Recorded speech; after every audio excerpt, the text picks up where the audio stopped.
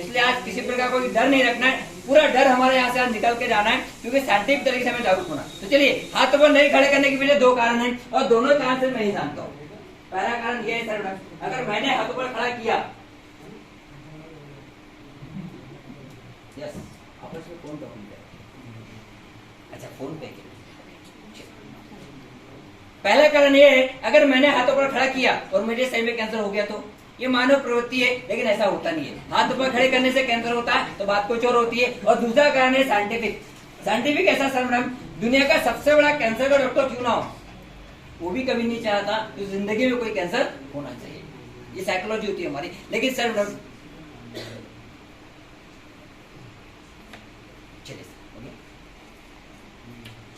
लेकिन यही सवाल जब मैं किसी मेडिकल साइंस के स्टूडेंट एग्जाम जाके करता हूँ या मैं डॉक्टरों को ट्रेनिंग देता हूँ ना, तो अपने दोनों हाथ खड़े कर देते हैं, क्योंकि उनमें और हमें एक फर्क होता है, और वो फर्क होता है जागरूकता का फर्क, अवेयरनेस का फर्क। वो लोग किताबों में सच्चाई को पढ़ चुके हैं, और जो लोग यहाँ मेडिकल बैकग्राउंड से अपना नाता रखते हैं शायद वो सच्चाई जानते होंगे। अगर नहीं जानते, एक सच्चाई हम सभी को जान लेना है, और सच्चाई ये है, every man born with cancer cell.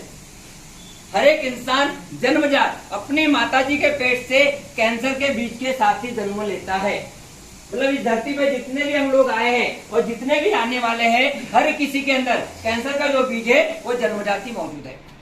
और सवाल ये भी आता है कि हमारे अंदर जब जन्मजात कैंसर का बीज मौजूद होता है तो हम सभी की मौत भी सिर्फ और सिर्फ कैंसर से ही होनी चाहिए, लेकिन ऐसा भी नहीं होता है। इसके वजह भी साइंटिफिक कारण है।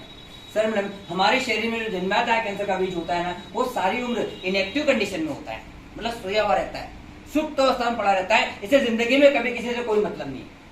लेकिन हमारे शरीर में जैसे ही जाग जाता है, एक्टिव हो जाता है, तो इतनी स्पीड से बढ़ता है कि फिर हमें समझने का भी मौका नहीं देता। अब जन्मजात कैंसर का बीज हमारे शरीर में जागता कैसे, बच्चों में, बड़ों में, बुजुर्गों में, ये भी मैं आपका उदाहरण के साथ समझाता हूँ। लेकिन उसके पहले एक सच्चाई मैं आपको और बता दूं, कैंसर होने के दो नहीं 2000 से ज्यादा कारण आप लोग जानते हैं, लेकिन कैंसर होने का सबसे बड़ा कारण अमेरिकन कैंसर सोसाइटी कहती है, इंडियन कैंसर सोसाइटी कहती है, मेडिकल साइंस कहता है, कैंसर होने का सबसे बड़ा जो कारण है दुनिया में वो एक ही, और वो है हमारे शरीर की रोग प्रतिकारक क्षमता में कमी आना। हमारे शरीर में जो रोगों से लड़ने की क्षमता होती है, जिसको हम बोलते हैं रोग प्रतिरोधक क्षमता, रोग प्रतिकारक क्षमता, माँ के दूसरे जो नेचुरली एंटीबायोटिक हमें मिलते हैं, जैसे हमारे नेचुरली एंटीबायोटिक कम हो जाते हैं, हमारी रोग प्रतिरोधक क्षमता कम हो जाती है, हमारे शरीर में बीमारियां बढ़ना शुरू हो जाती है। और एक चीज हमेशा याद रखिएगा, cancer is not a single disease, it is a more than bundle of disease. Cancer हो जाना मतलब कोई एक बीमारी नहीं है, कैंसर हो जाना मतलब शरीर में सैकड़ों बीमारियों का घर बन जाना। अब ये जन्मजात कैंसर का बीज हमारे शरीर में एक्टिव कैसे होता है, जागता कैसे, इसको एक उदाहरण के द्वारा समझते हैं। सर मैंने थोड़ा सा यहाँ पे गौर से देखिएगा, ये जमीन में पड़ा एक छोटा सा बीज है। इस बीज को इस पौधे में परिवर्तित होने के लिए किन किन चीजों की आवश्यकता पड़ती है? यस, धन्यवाद। 4-5 चीजों की पड़ती है, हवा, पानी वगैरह वगैरह। अगर सर मैडम एक शब्द में इसको परिभाषित करना चाहे, इस प्रकार से कर सकते हैं, इस बीज को इस पौधे में परिवर्तित होने के लिए एक अनुकूलित वातावरण की जरूरत पड़ती है, एक एनवायरमेंट की जरूरत पड़ती है। मतलब इस बीज को जैसे एक अनुकूलित वातावरण मिल जाता है, ये पौधे में परिवर्तित होकर बढ़ना शुरू कर देता है। ठीक उसी प्रकार से हमारे मानव शरीर में भी एक जन्मजात आया कैंसर का बीज होता है। ध्यान पूर्वक देखिएगा, ये लाल कलर की असंख्य कोशिकाएं दिखाई दे रही है ना, ये हमारे शरीर की स्वस्थ कोशिकाएं, हेल्दी सेल है, और इनके बीच में एक हरा कलर का छोटा सा बीज आपको दिखाई दे रहा होगा, ये होता है जन्मजात आया कैंसर का बीज। ये सारी उम्र हमारे शरीर में सुप्त अवस्था में पड़ा रहता है, सोया हुआ रहता है, इसे जिंदगी में कभी किसी से कोई मतलब नहीं। लेकिन जैसे हमारे शरीर में इसे एक अनुकूलित वातावरण मिलता है, ये एक्टिव हो जाता है, जाग जाता है, और जागने के बाद कैंसर की कोशिकाओं में कन्वर्ट होकर बढ़ना शुरू कर देता है। अब ये जन्मजात कैंसर के बीज को हमारे शरीर में एक अनुकूलित वातावरण मिलता कैसे है, इसके पीछे दो घटक है। साइंस कहता है हमारे जीवन शैली के साथ, हमारे लाइफ स्टाइल में दो ऐसे फैक्टर जुड़ चुके हैं जिसके कारण ये जन्मजात कैंसर के बीज आज कम उम्र में एक्टिव होकर कैंसर को बढ़ावा दे रहा है। वो दो मुख्य घटक क्या है जो हमारे जीवन शैली में जुड़ चुके हैं, हम यहाँ पे देखते हैं। सबसे पहला घटक है, इसका नाम है carcinogens. Carcinogens it is a potent poison chemical.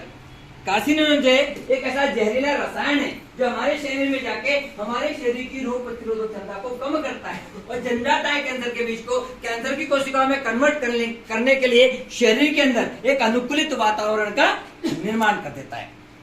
अब एक कार्सिनोजन हमारे शरीर में जहरीला रसायन जाता है खाने पीने के माध्यम से। इसके 350 से ज्यादा माध्यम देखे गए, लेकिन यहाँ पे कुछ मुख्य माध्यम देखते हैं जिसके द्वारा एक कार्सिनोजन हमारे शरीर में ज्यादा मात्रा में प्रवेश करके हमारे अंदर कम उम्र में कैंसर को बढ़ावा दे रहा है। इसके मुख्य माध्यम हमारे शरीर में प्रवेश करने के सबसे पहले देखे गए इस प्रकार से है। पहला है तंबाकू।